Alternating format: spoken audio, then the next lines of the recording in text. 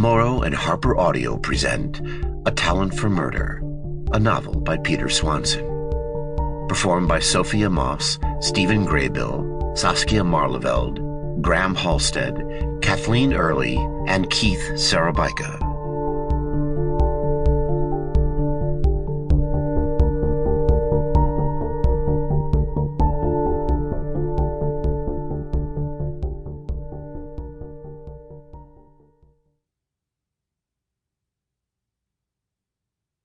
To the Steinbeck family, so much talent, none for murder.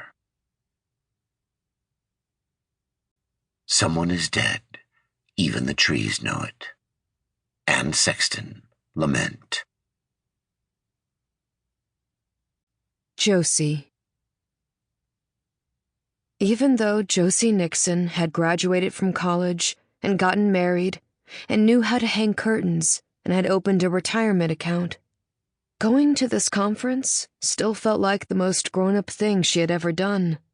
Something about being sent somewhere for your work, about being paid to travel, about attending a professional event that had an acronym, just seemed so fucking adult.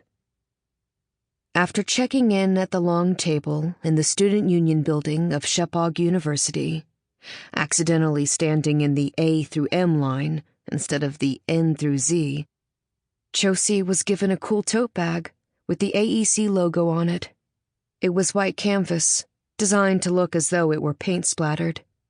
She took the bag with her to one of the vinyl couches along the side wall and sat down. Inside the bag was her name badge, plus a lanyard to hang it on, and the program for the 3-day event.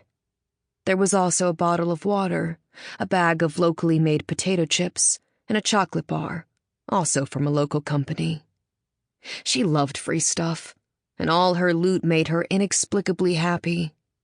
After snapping a picture on her phone of the other teachers checking in, she sent a text to Travis, even though he'd already told her that he didn't need a play-by-play of her weekend.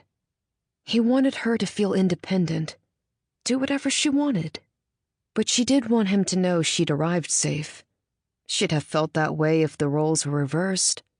He texted her back right away, 1 red heart and 1 black.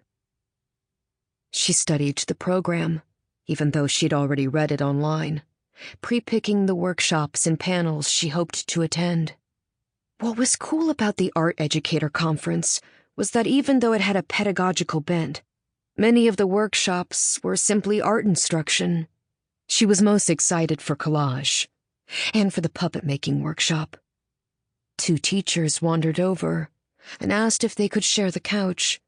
She slid along and they plopped down next to her, a man and woman, the man with a gray ponytail and the woman tall and fairly ravishing.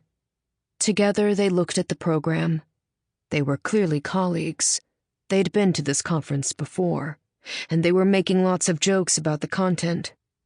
When the man read the name of the puppet workshop out loud, the woman said, "Hard pass."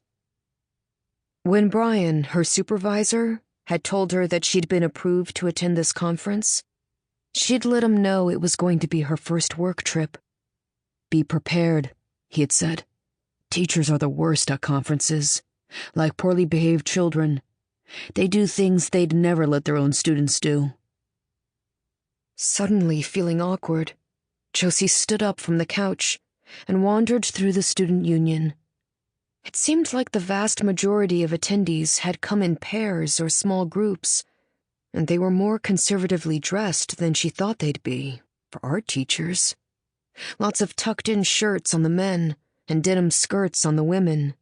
She was wearing her oldest jean jacket over a lace-up burgundy dress.